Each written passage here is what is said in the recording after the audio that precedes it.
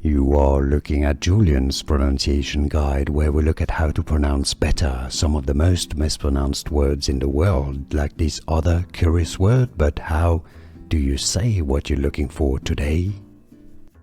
A bit of a tricky word, this one. This is like a tribute to a person or something, used in music often. So it's said as ode, okay? Ode. I know it's not obvious, it's not odd, it's not odd, it's not ode.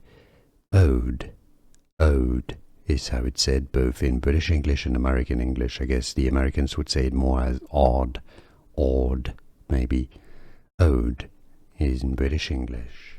Here are more videos on how to pronounce more confusing words and names too many mispronounced. Like this video if you found it useful. I appreciate your support. I'll see you soon and thanks for watching.